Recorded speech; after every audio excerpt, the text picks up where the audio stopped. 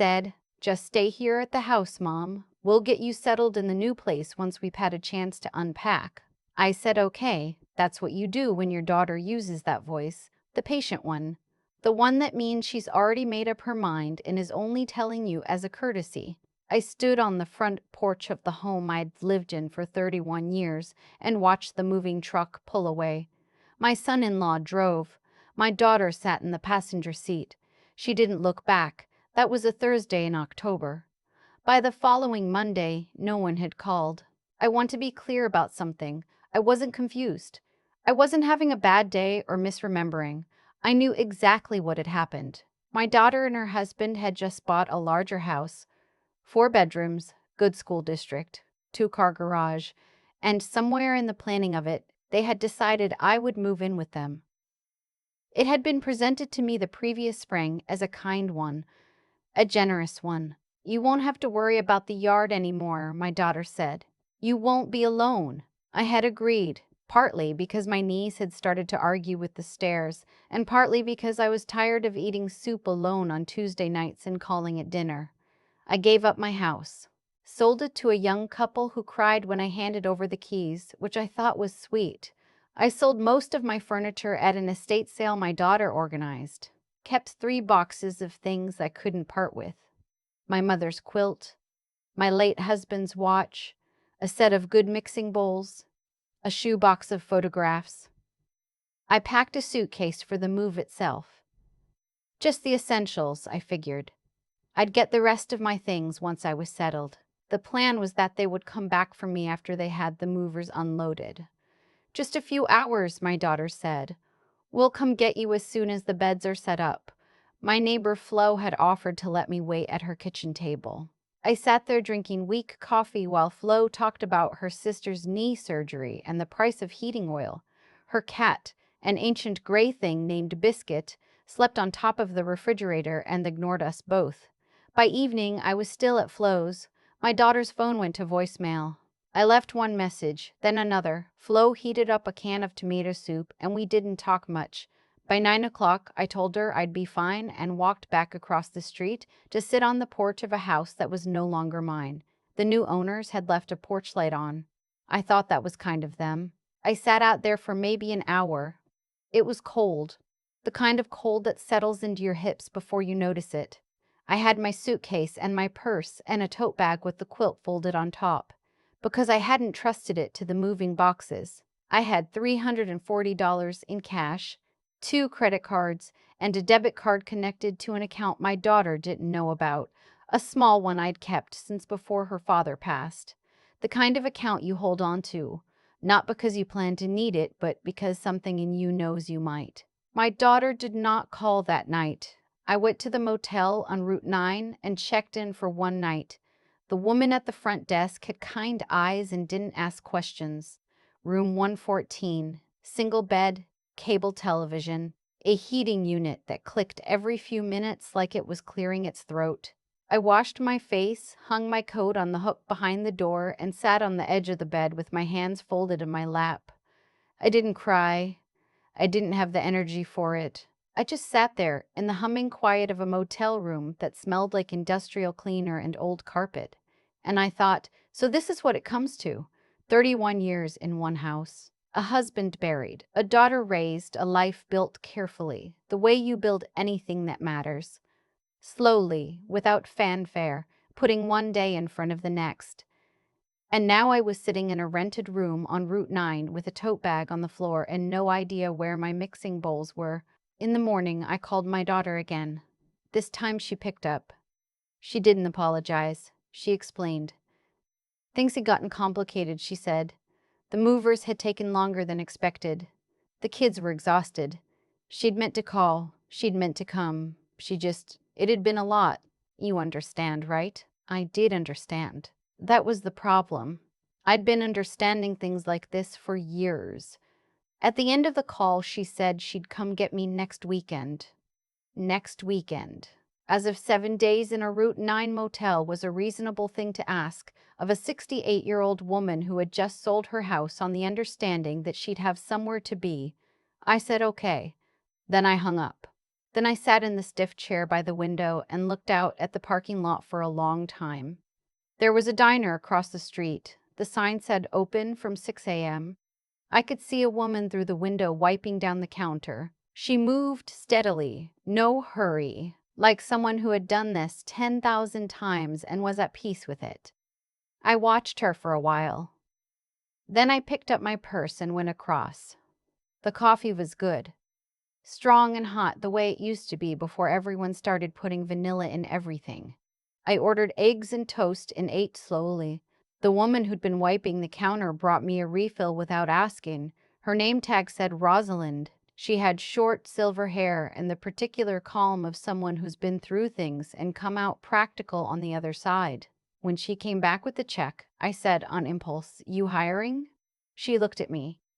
"You have experience? I can carry plates and I show up," I said.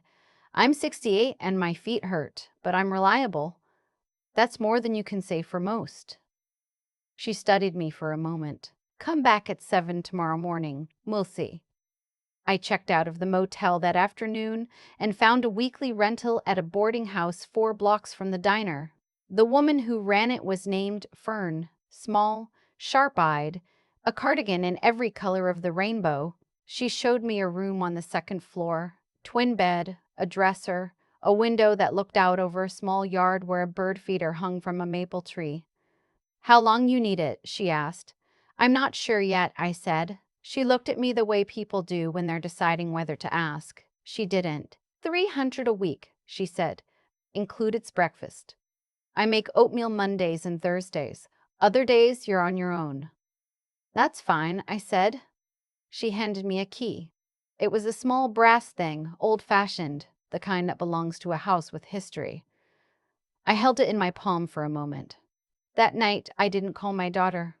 I made a decision, very quietly, in the particular silence of a small room that was mine and no one else's. I was not going to next weekend. I was not going to be a woman sitting by the phone waiting to be collected. I had spent too many years being useful to people who only noticed me when I wasn't there. I turned off my phone and put it in the top drawer of the dresser. Then I unpacked my suitcase slowly, folding each thing as I placed it in the drawer. I shook out my mother's quilt and spread it over the bed. It changed the room, made it warmer, made it mine. I started at the diner the next morning. Rosalind gave me a brief tour and an apron and told me the regulars like to be left alone with their coffee first and talked a second. She said the cook, a quiet man named Douglas, ran the kitchen the way he wanted and I was not to tell him otherwise. She said if anyone got rude, I could give them one polite response and then get her. She said tips went in a jar and were split even. I nodded to all of it. By 9 o'clock, I was in a rhythm. My feet ached and my lower back was sending messages I chose to ignore, but my hands were steady. I remembered orders. I refilled cups. I smiled at the right moments and stayed quiet at others. An older man in a John Deere cap left me $3 on a $6.50 tab and said, "You're a good one." I don't know why that made me stand up a little straighter, but it did. After my shift, Rosalind poured us both coffee and we sat at the end of the counter. "You're hired," she said. 5 days a week, 7 to noon. Minimum wage plus tips. It's not glamorous. It's honest, I said. She raised her cup slightly. "That it is." I walked back to Fern's in the early afternoon. She was on the porch deadheading the last of her marigolds. "How'd it go?" she called. "I got the job!" She pointed at me with her clippers. "Told you they'd keep you. Douglas doesn't scare off easy." Inside, I made a cup of tea and sat in the chair by the window. The bird feeder was busy. Sparrows mostly. One fat cardinal who kept shouldering everyone else aside. I watched them for a long time. My phone had been off for 3 days. I turned it on that evening. 14 missed calls. 8 text messages. The first voicemail was from my daughter, the night I'd checked into the motel. "Martha, where are you? We're coming to get you. Call me back." She used my full name. She always did when she was managing something. The later ones were more alarming. Then angry. Then a shift I recognized. from worry about me to worry about what I had done to them. You're making this harder than it needs to be, Mom. This isn't fair to the kids. There was one from my son-in-law that was just silence for 4 seconds and then him saying, "We need to talk." The kind of sentence that means the opposite of what it says. There was also one message from my granddaughter. She was 17, careful with her words in the way careful people are. "Grandma, I don't know what happened, but I hope you're okay. I miss you. Call me when you can." "Okay." She paused. "I love you." I played that one twice. I didn't call anyone back. I turned off the phone again and opened the paperback on my nightstand. Outside, the wind moved through the maple and the bird feeder swayed on its chain. I read until I was tired enough to sleep, and I slept well. The deep, dreamless sleep of a woman who has made a decision and is at peace with it. The weeks settled into shape. Mornings at the diner, afternoons walking or reading or sitting with Fern, who turned out to be more interesting than her cardigan suggested. She'd been a telephone operator for 20 years, a fact she mentioned with great pride. She knew things about this town that had never been written down anywhere. She told them in installments over oatmeal. The regular at the corner table was a man named Howard, retired civil engineer, widower, came in every morning at 7:15 with a folded newspaper and read it in full before speaking to anyone. He reminded me of my husband in the specific way that very different people sometimes do, not in appearance or personality, but in the quality of his stillness, the way he occupied a room without needing to fill it. After 2 weeks, he said to me, "You're new." "I'm new here," I said. "Not new in general." He thought about that. Fair distinction. He ordered a second cup of coffee, which he hadn't done before. By my 3rd week, I used my first paycheck to buy 2 pairs of good shoes, the kind with real arch support that I'd always meant to buy and never had. I paid cash. The woman at the shoe store said they were a practical choice. I said that was exactly the point. I walked home in them, and my feet said thank you. I also opened a small savings account at the local credit union. Nothing dramatic, just a place to put a little something each week. Mine, only mine. The teller was young and efficient and did not once treat me like I might be confused about what I wanted. I left the credit union and walked straight to the coffee shop next door and ordered a slice of lemon cake and ate it at a small table by the window, alone on a Tuesday afternoon, because I felt like it. That was a very small thing. It was also enormous. My daughter found me in the 5th week. I don't know exactly how. I had used my debit card a few times. Gas station, the grocery store on 4th, so there would have been a trail if someone looked. My daughter was the kind of person who looked. She showed up at the diner on a Wednesday morning during the breakfast rush. She was wearing her good coat, and her expression was the one I'd seen since she was 16, the one that meant she was about to present her case. I saw her come in. I finished refilling the table by the window first. She took a seat at the counter. I brought her a menu. "Coffee?" I asked. "Mom!" Her voice dropped. "What are you doing?" "Working," I said. "Coffee?" She said yes. I poured it. She put both hands around the cup and looked at me with something that might have been guilt or might have been frustration. With her, it was sometimes hard to tell. "We've been worried," she said. "I know. You didn't call." "No." She waited for me to say more. I didn't. The table behind her needed a refill, and I went and did that and came back.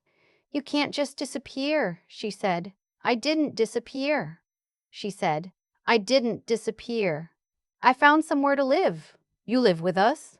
I looked at her. "I waited 3 days," I said. "In a motel on Route 9. You said next weekend." She looked down at her coffee. "Things were complicated." "They always are," I said. Not unkindly, just true. There was a long pause. The cook called an order and I went and picked it up and delivered it and came back. My daughter sat there the whole time holding her cup. "I think," she finally said slowly, "I thought you'd always just be there, that you'd wait." "I know," I said. "So did I." She didn't stay long after that. She left a $10 bill on the counter for a $2.75 cup of coffee. which was either guilt or a tip. And I pocketed it either way. She said she'd call. I said I hoped she would. I watched her leave. She walked back to her car like someone who'd gone in expecting one thing and come out with another. That evening, Fern and I sat on the porch. She'd made tea and brought out a plate of shortbread that she'd received from her sister in Vermont. We watched the streetlights come on one by one. "Your daughter came to the diner," she said. "Not a question." "How'd you know?" "Douglas called me. Said a woman in a good coat was making the morning regulars uncomfortable." I laughed. Real, full, the kind that surprises you. "She's not a bad person," I said after. "No," said Fern. "They usually aren't." We sat with that for a while. The shortbread was very good. That weekend, a letter came. It was from my daughter. Not a text, not a voicemail. An actual letter, handwritten, 4 pages on cream-colored paper. She had her father's handwriting. He'd always said she did too when she was young. She wrote about the move, how overwhelmed they'd been, how she'd kept telling herself, one more hour, one more thing. She'd come get me in one more hour. How the hours had become the evening and then the next day, and by then she didn't know how to call. She wrote about feeling like she'd failed at something she hadn't admitted was hard. She wrote that she had expected me to be angry and that my silence had frightened her more. She wrote, near the end, "I didn't think of you as someone who would leave.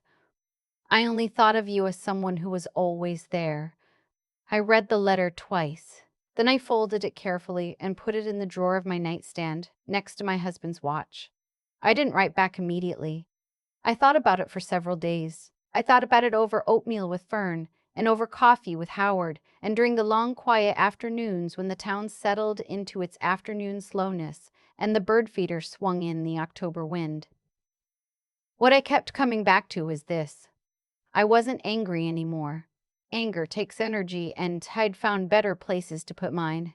But I wasn't ready to fold back into what I'd been before either. A woman who waited. A woman who could be left somewhere and was expected to stay put.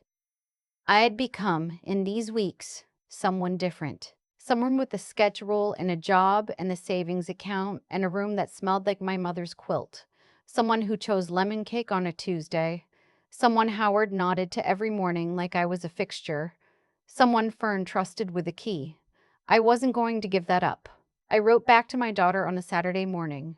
2 pages. I told her I understood the letter, and I was glad she'd written it. I told her I wasn't punishing her, which was true. I told her I had found a life here that was mine in a way I hadn't expected, and that I was staying, not to make a point, but because it was right for me. I told her I wanted us to be in each other's lives, but differently, with honesty and with me as a full person rather than a fixture. I signed it the way I'd signed letters to her since she was in kindergarten. "Love always, Mom." There was one more thing I needed to do. I called my granddaughter on a Sunday afternoon. She picked up on the second ring. "Grandma?" Her voice was careful, hopeful, the way 17 sounds when it's trying not to be. "Hi, sweetheart," I said. She breathed out. Long, slow. "You're okay." "Better than okay." She asked where I was. I told her. The town, the boarding house, the diner, Fern, the bird feeder outside my window. She was quiet while I talked, in the way she'd always been quiet. Not absent, just absorbing. "That sounds kind of amazing," she said finally. "It surprised me," I said. "Good things sometimes do." She asked if she could come visit. I told her yes, but to come alone, and to come when she wanted to. Not as a messenger, not for anyone else's purposes.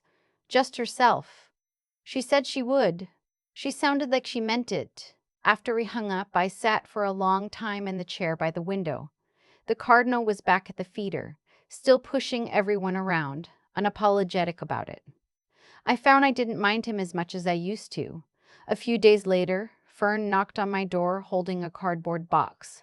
"Picked these up at the church sale," she said. "Thought you might want them." Inside, a set of mixing bowls, ceramic, pale yellow with a white rim. Not the same as the ones I'd sold. Better, actually. I made banana bread that afternoon and left a loaf on the kitchen counter with a note that said simply, "Thank you." Fern didn't mention it. That was her way. Howard asked me on the Thursday morning if I'd ever tried bird watching. Not casually, but formally, like he'd been working up to it. He had a field guide, he said. His wife had been the birder. He'd gotten used to going with her.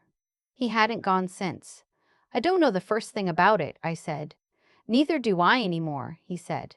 That's rather the point. We went that Saturday to the nature preserve on the edge of town. We watched slowly, which suited both of us. He pointed at things and I named the wrong birds with great confidence, and he corrected me patiently. We found a bench overlooking a small pond and sat there for a while just watching. It was a good day, the uncomplicated kind. My granddaughter came on a Friday afternoon, 6 weeks after I'd left. She drove herself. She'd just gotten her license, a fact she mentioned with the particular pride of someone who has earned something. She arrived with a backpack and a potted succulent and the same careful eye she'd had since she was small. She stood in the doorway of my room and looked around, at the quilt on the bed, the mixing bowls on the dresser, the bird feeder outside, the stack of library books on the nightstand. "This is yours," she said. "Not a question." "Yes," I said, finally. We went to the diner. Rosalind brought her coffee and a slice of pie without being asked. My granddaughter ate it with the focused attention of someone who recognizes something good when they find it. She and Rosalind had a conversation about the pie crust, butter versus shortening, that lasted 15 minutes, and I was not part of it at all, which made me happier than I can explain. Afterwards, we walked. She asked about her mother, and I was honest. I loved her, and I would always be her mother. And things between us were going to be different, and that was going to take time. My granddaughter nodded slowly, the way she always did when she was putting something in a careful place inside herself. "She misses you," she said. "I know. I miss her too. Missing someone doesn't always mean going back." She thought about that. "That's the hardest part, isn't it? You can love someone and still choose yourself." I looked at her, 17, already understanding things I'd spent decades learning. "Yes," I said, "that's the hardest part." Before she left, she gave me a small card. Her handwriting inside, "You were the first person who ever made me feel like it was okay to take up space." I'm trying to remember that. "I love you." I put it next to my daughter's letter in the drawer. That night, I stood in front of the small mirror on the back of the bathroom door and looked at myself for a while. Not searching for something, just looking. 68 years old. Silver hair. A woman who had given a large and uncomplaining portion of her life to other people, and who had finally, quietly, in a rented room with an oatmeal schedule and a cardinal at the window, remembered that she also counted. I went to the kitchen and made tea. Fern was already there. "You look different," she said. "I feel different." She poured herself a cup and sat down across from me.